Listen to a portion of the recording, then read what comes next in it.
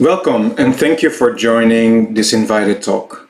Today I'm going to talk about top-of-funnel ad retrieval. My name is Roelof van Zwol. Before I start, I would like to thank the organizers of the SIGIR Symposium on Information Retrieval in Practice, Hema and Rishabh, for giving me the opportunity to present today. I want to start by giving you a quick overview of Pinterest, but mostly focusing on how ads fit into that picture. And then I'm going to dive into what's called the ads delivery funnel. I want to share some of the auction design principles with you, and then focus on top of funnel retrieval and discuss funnel optimization strategies.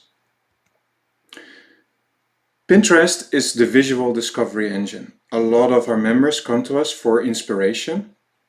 They don't know exactly what they're looking for, but the Pinterest allows them to really discover new ideas to create a life they love. On a monthly basis, almost 500 million users are coming to Pinterest.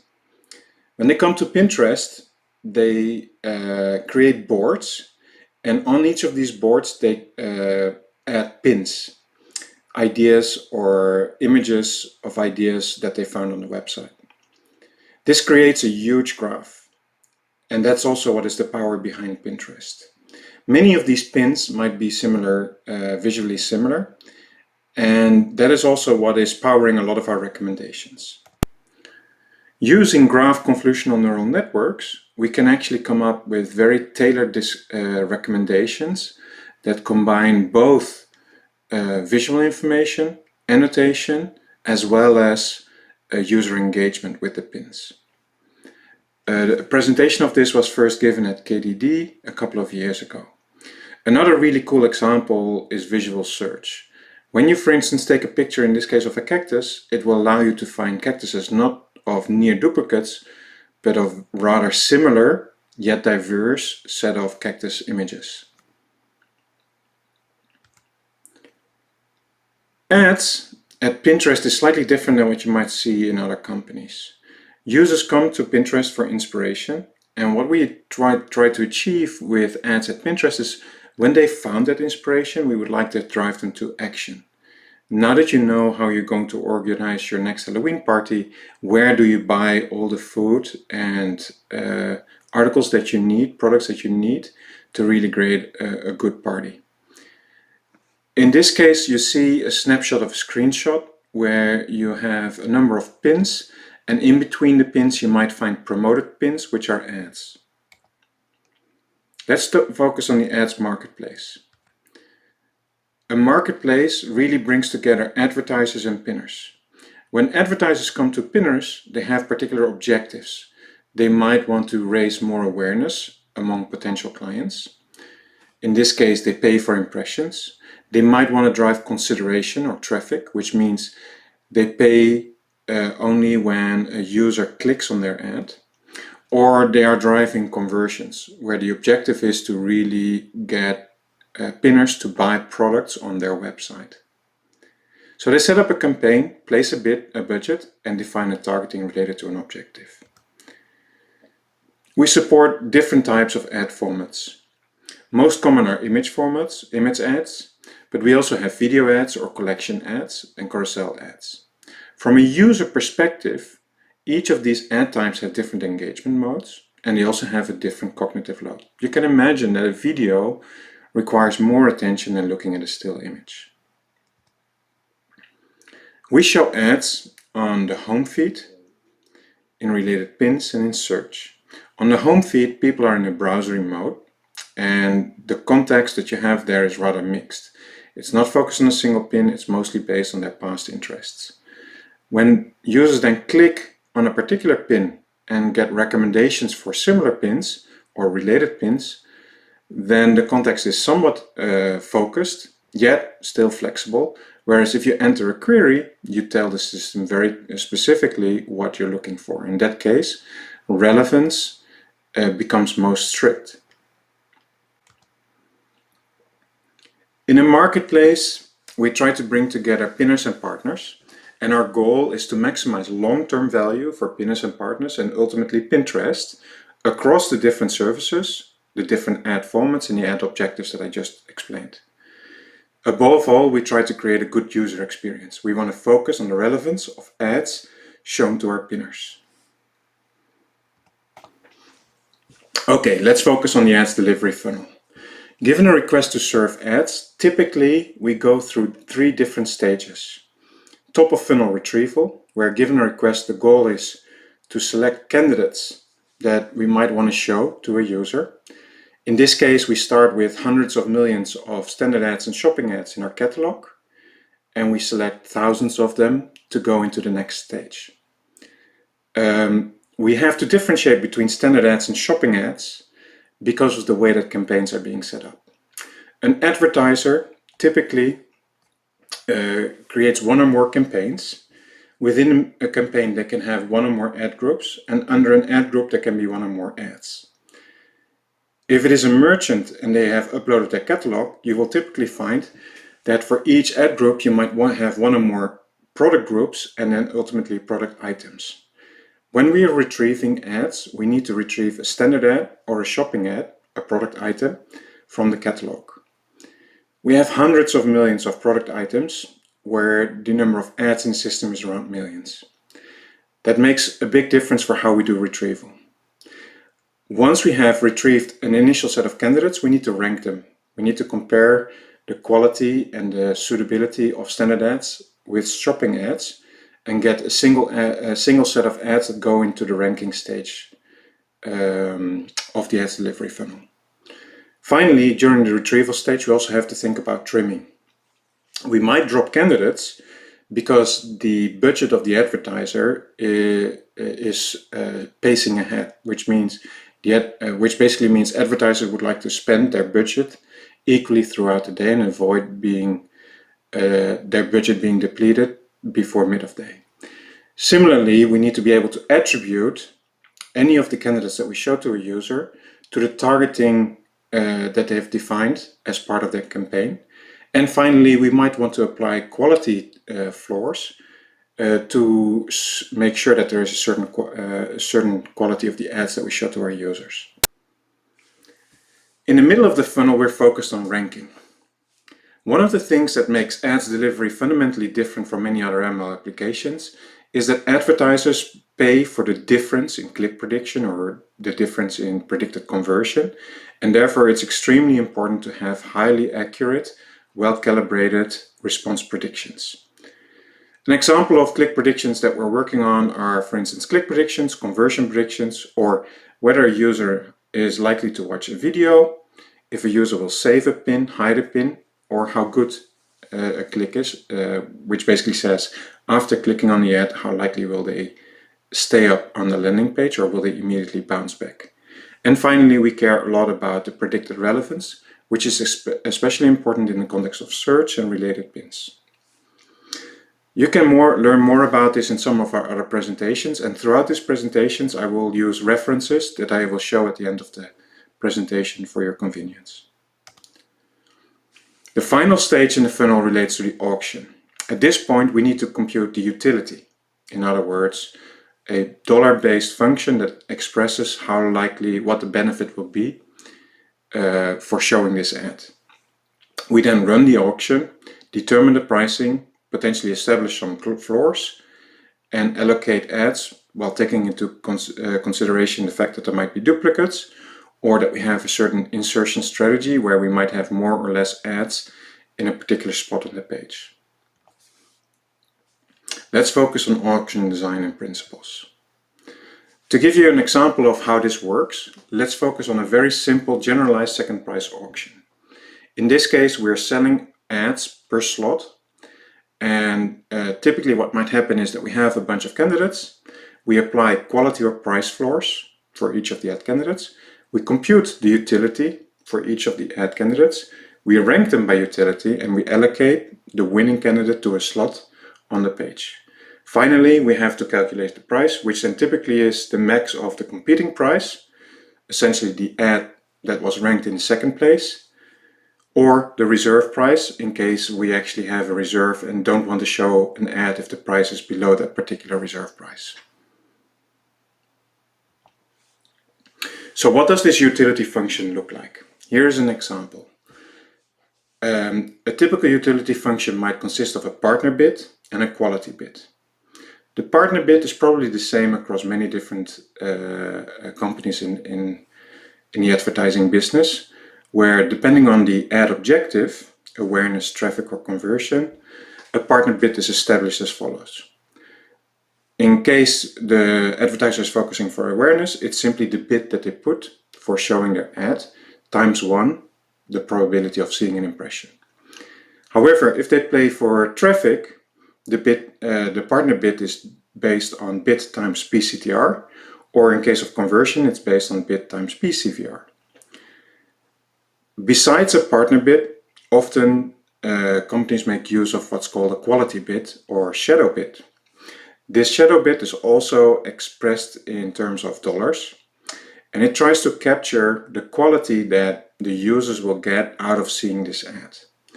Think of a combination of different signals like the ad relevance, the likelihood of ad engagement, and potentially the diversity of the ads that have been shown to the user.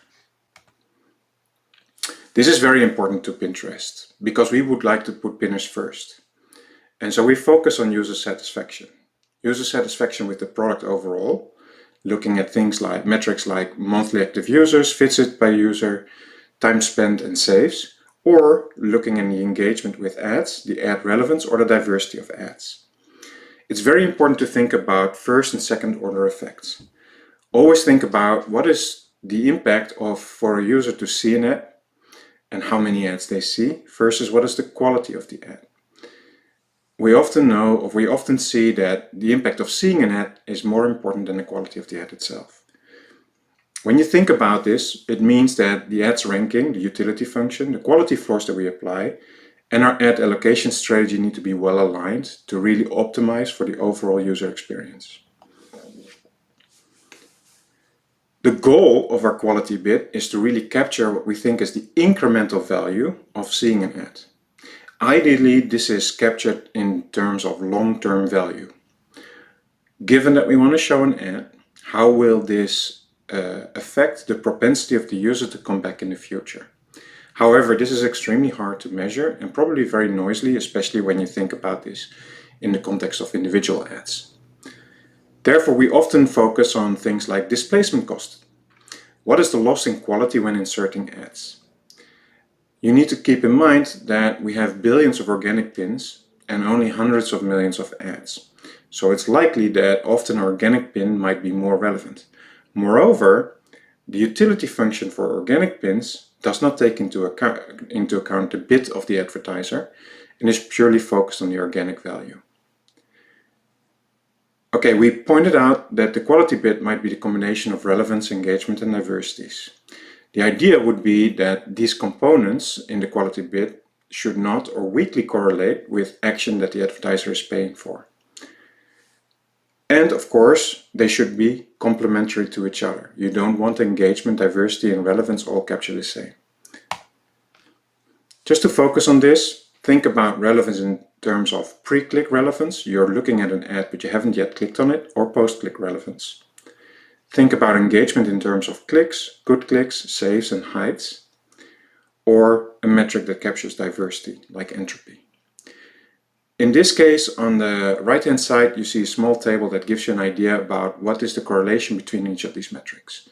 Assume that an advertiser is paying for click, for CTR, then we notice that there is a very strong correlation between CTR and good CTR, a weak correlation between CTR and relevance, and a medium correlation between good CTR and relevance. This is very useful when you want to think about which of these components you want to use as part of the design of your utility function. When we think about diversity, we also think about the cost of repeat impressions, or deduplication within a page or across pages. And often there are ceilings defined which say how frequently a user can see a particular ad from a particular advertiser. Okay, now that we all know this, let's focus on the top of funnel retrieval. So if the auction is optimizing for utility and trying to maximize value for pinners and partners, what then should be the objective for the top of funnel retrieval stage? Do we want to maximize recall for instance, engagement, relevance, or are we trying to simply predict what the predicted CTR or conversion rate is at the next layer, at the ranking layer? Or should we implement a bit aware auction survival function, which might be a lightweight version of the utility function when we're ranking and scoring ads at the top of the funnel? These are non-trivial questions, and we'll try to address some of these today. Let's take a closer look at the retrieval layer.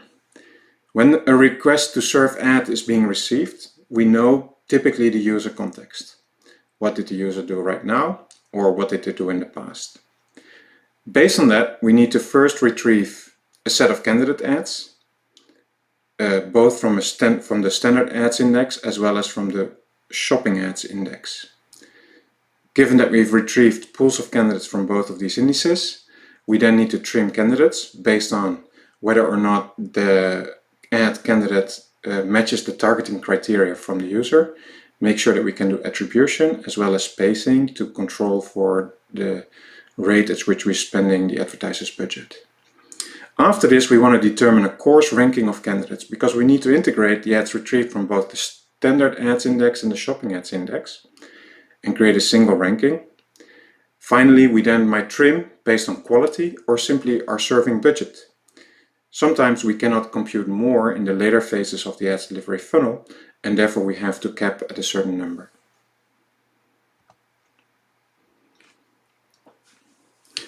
To give you an example of how the retrieval works, we typically rely on a two-tower DNN model. This was first introduced in a YouTube paper a couple of years ago, and it proves very effective also in the case of ads retrieval. What you look at is a model architecture, a two-tower model architecture based on neural networks, where the bottom layers are implementing an AutoML layers that we typically use. And then the last layer before computing the dot product in this particular model reflect the user embedding or an ad embedding. This has a number of advantages that I will explain later. When training such a model, we have to choose what the model objective is going to be. Are we going to solve this as a classification problem, or are we going to solve this as a regression problem? In either case, we will have a number of features that we need to use related to the content, the user, the performance of the ad, and the context of the user that we have in terms of search or related pins. In this case, we might not be able to use interaction features between the user and the ad performance directly because of the model architecture. In case we have chosen to solve this as a classification problem, we need to collect labels, and our labels in this case are going to be the ads that the user might have clicked on or engaged with otherwise when we have shown them to a user. Negatives in that case would also be ads that we have impressed to the user but they didn't engage with, or ads that we retrieved and sent to the ranking or auction layer but were actually not surviving that layer. The loss function in that case is going to be log loss or softmax loss. Switching to the regression problem, in this case we're trying to predict the L2 ranking scores. In other words, the probability of a click or the probability of conversion directly. This actually creates more alignment across the funnel directly, might have different problems later on as we will discuss. In this case we're looking for minimizing the mean absolute error or using Huber loss. Okay, so I already explained that one of the desirable outputs is the ads embedding, and this is very useful because when we need to retrieve at scale, we cannot compute the full DNN model and all the ad embeddings real time. Therefore, we like to cache the ad embeddings. Now, when a request comes to serve, we only have to compute the user embedding and then compute a dot product with the ad embedding. If the index is small, in the terms of millions of ads, we might still do this directly over the entire index or over the entire catalog of ads. And that gives us a precise estimate. However, if you're dealing with hundreds of millions of ads, you cannot do this anymore. In that case, you have to focus on approximate nearest neighbor methods like HNSW. This allows us to for fast retrieval of shopping ads in this case, that we then actually have to score and rank according to the dot product with the user embedding in a second stage. Okay, so far about the top of funnel retrieval, but that's only part of the picture. Because if you go through the entire funnel, there's many stages that we need to go through. Right now we focused on candidate selection, potential course ranking, but we haven't dealt with an L2 ranking where we actually have a calibrated response, or deeper down when we do the compute the auction utility. It's really important to think about how during each of these stages in the funnel, the candidates that we have retrieved align with our final objective. Let's focus on that a little bit more. First, it's important to realize and be aware of two terms that are very important in the context of a marketplace. Demand versus supply. Advertisers have a demand to show their ads to potential customers. And the ad demand basically captures how many advertisers are interested in showing their ad for a particular category or a particular cohort of users. Publishers have a supply, places where they can show ads to potential customers. You can think about demand and supply at the platform level, but often it's useful to think about how the demand and supply correlate, or how demand and supply relate to each other when focusing on particular applications. For instance, you might have a lot of supply and a lot of demand when you focus on home decor in Pinterest, but in other areas of the service you might actually have plenty of supply, but not that many advertisers on the platform. In that case, we have a low demand and excess of supply, which means there's little auction pressure, and the risk is that you might have a lower ad quality or an ad load. Inversely, when you have high demand and limited supply, the auction is saturated and you have a lot of auction pressure. Typically, what you will see is that you can show many more ads of high quality to the user on that page. Thinking about demand and supply when creating an ads delivery funnel is very important, because you want to be sensitive to those areas where you do not have the demand and do not want to show low quality ads to users, or too many ads to users in that case. Other considerations that you need to take into account are things like long-term value, as I mentioned before, and ad blindness. Studies have shown when you're showing ads to users that are not of good quality, of low relevance, that users will learn to ignore those ads, which has a negative impact on your ability to provide value for partners, the user experience, and ultimately revenue for Pinterest. This is very well described in a paper by Google Focus with the title Focusing on the Long Term. Another area that is very important to think about is the sensitivity of user context. If you're in a high context situation, for instance, when you search for, or you look at the search results for a particular visual or textual query, you expect the ad to be completely relevant to what you're looking at that point. In other scenarios, like the one that you see in the video on the right, you might look at a particular pin and then you see related pin recommendations where it is still important to be topically relevant, but they might not be exactly relevant to the pin that you have been looking at. And finally, in the context of a home feed, where the context probably is low, because the recommendations on the home feed are based on your past interest and much more broad. Finally, it's good to think about how do we care about the ad's quality above or below the page fault. For instance, when you would show low quality ads above the page fold, you would probably stop users from starting to scroll to begin with, and instead they might try something else, a new query, or move somewhere to a different page. So it's very important to think about the quality of ads, also on where on the page you're showing those ads. Okay, let's focus and make it even more concrete. So I already showed you this slide with the auction utility function, and I'm highlighting here the utility function, a partner bid and a quality bid. Strictly speaking, the only thing that you need in the utility function is the partner bid, because that's what the advertisers are paying for to get their ads shown. Do you really want to use a quality bid?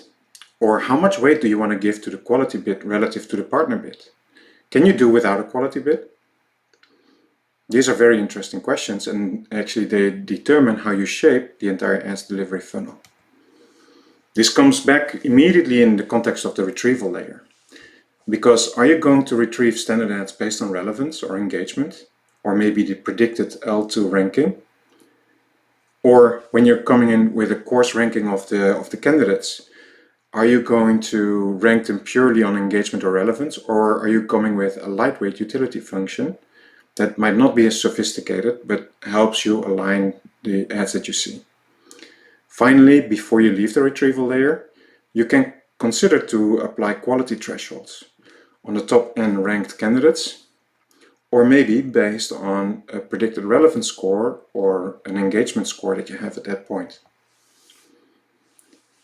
In essence, these are two very different competing strategies.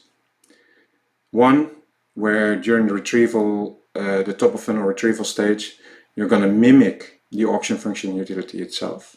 Often this means it will be bid aware, which then has nice properties when it comes to funnel efficiency. It's very revenue centric, but it might be much harder to control for the quality once candidates enter the auction, and it actually might require you to put more weight on the quality bid, especially when demand is low. This also has a side effect that you potentially might distort the auction integrity. It's less aligned directly with the partner bid and what they're paying for, but you're essentially putting a thumb on the scale, saying like, no, I prefer this ad over an ad from a different advertiser. Alternatively would be to implement a quality-centric retrieval policy. Typically, this would not be bid aware. It would focus primarily on ad relevance or ad engagement.